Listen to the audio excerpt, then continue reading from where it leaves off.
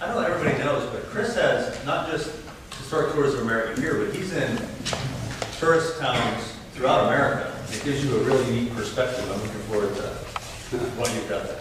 How that? It definitely does, and I must say I was being very intimidated being in the company of people like Smith-Williams, who's my hero, Chris Berg, who my son and daughter went to school with when you're a little kid about this big, and Allison Higgins.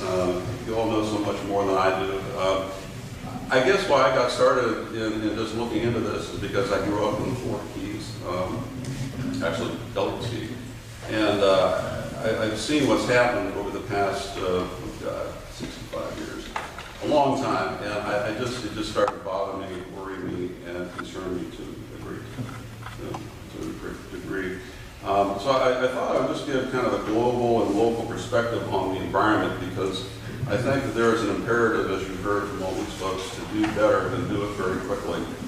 I need to start out by telling you that I am indeed a hypocrite.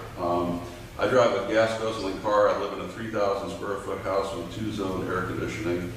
And I think that probably all of us in the audience here are probably somewhat hypocrites to one degree or another. We live in one of the richest countries in the world, and we live like it. If I had a message to give you tonight, it would be about the incredibly wide disparity between people on Earth and how we are consuming, have consumed, and will continue to consume an ever-diminishing amount of resources. I've long held that the main culprit to environmental degradation, and at the other end of that spectrum, environmental stewardship, at the root of the problem is population growth. Last year, somewhere, it just got lost in the news, but somewhere in Bangladesh or some megapolis like Mexico or Calcutta or the fine hospital in New York, a baby was born, and it was the 7 billionth human being to be on Earth. It's a trend as clear as the disastrous effects it portends for the future. It took, since man first stood erect, to 1830 for this planet to have 1 billion human beings on it. And man's ability to procreate was many times outstripped by war, plague, and famine. But up until that time, there was never an insufficient amount of land, resources, or food to sustain this number of people. From the age of the hunter-gatherer to the beginning of the Industrial Revolution, there's been plenty for everybody. This all changed in the mid-19th century with the discovery of petroleum.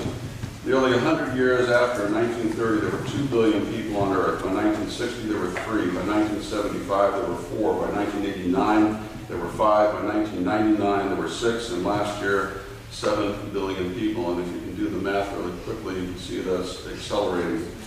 The discovery of oil did a number of things. First of all, it made man's access to food easier. Food could be brought in on mechanical modes of transportation in urban centers. And people started eating more, they started living longer, and our population grew. Petroleum also fostered the creation of fertilizers and pesticides, which again increased the food supply, and yet again the population grew at an ever-increasing rate. Simply, it's the dramatic and vast growth in world population that's the root cause of virtually all the environmental issues we face today.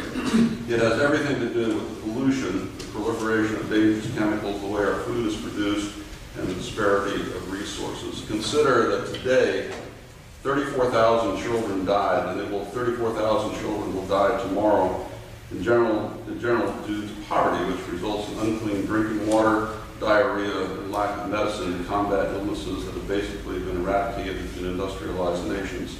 Consider 1% of the world's population owns 40% of what we euphemistically call the world. Consider that 5% of the world population, the United States, consumes 25% of all fossil fuels. Then consider the fact that traditionally agrarian, vegetarian countries like India, Pakistan, and China are industrializing, becoming meat eaters, and are hungry to consume the luxury items that we take for granted. While everything from antimony to zinc is becoming increasingly rare, and the rainforests of the earth are being destroyed to implement mono-agricultural crops like soybeans and sugar cane, it is difficult, in fact, impossible maybe, for the United States to have a voice at this table. The immediate response is always, you've already spoiled your natural environment to become rich, now it's our turn. In fact, it's a cultural aspect of society that waste has become a symbol of wealth. Our disposable society is a sad source of envy for the rest of the world. At least in this country, Benjamin Franklin's adage, if waste not, want not, has fallen on deaf ears because there's just so damn much of everything.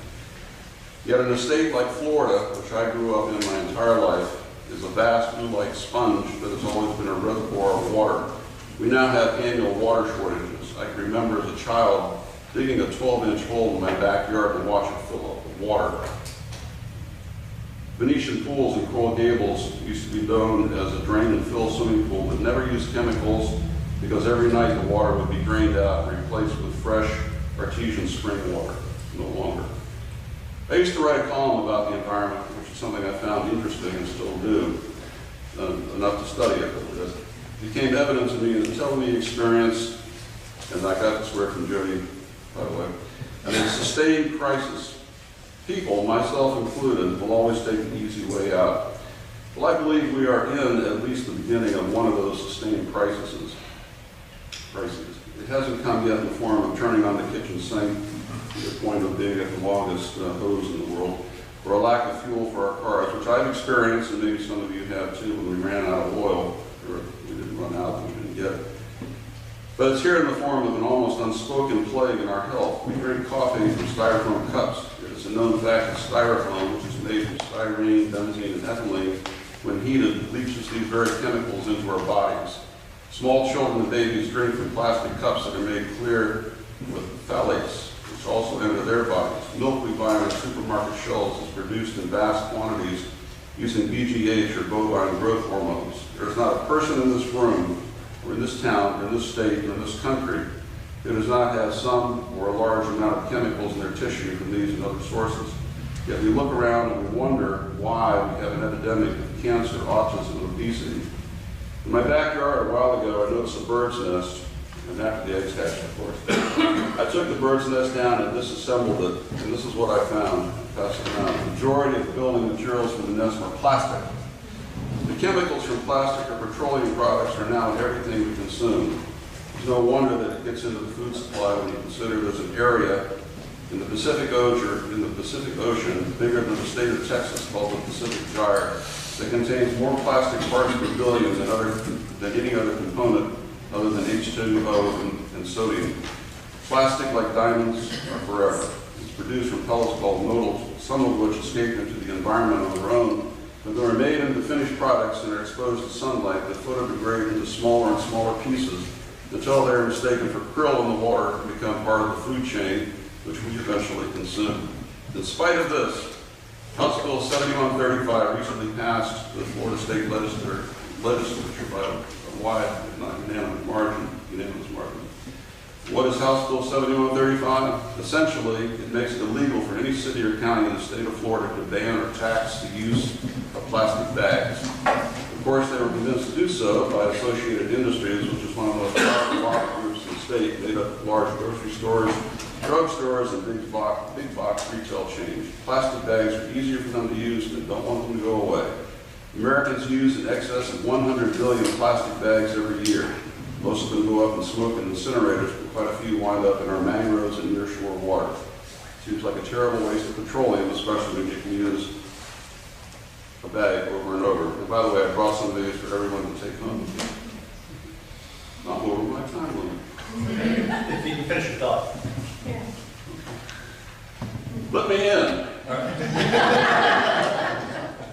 With one cheery note, the end takes a while. About our food supply.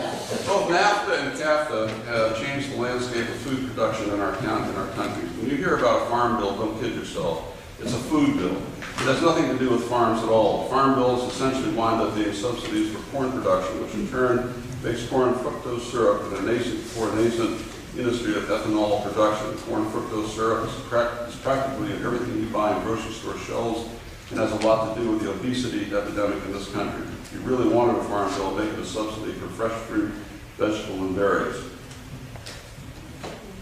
So let's get this.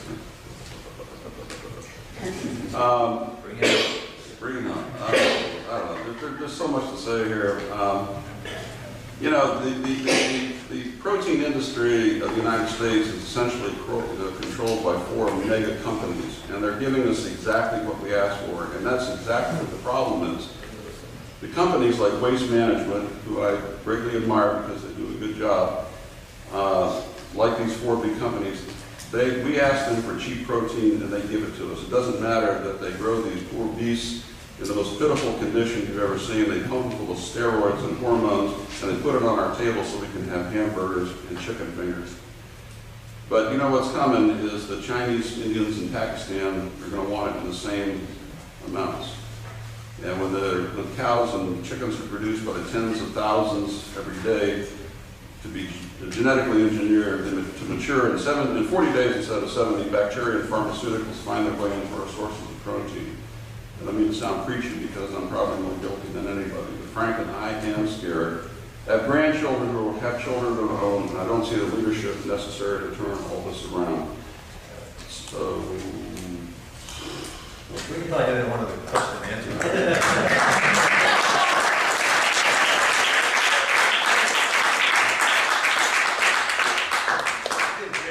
It's kind of neat. It wasn't planned in any way, but I think it's really neat that what Ed started out with about creating a need or filling a need is where Chris ended up with. And that's what I'm saying. That was the first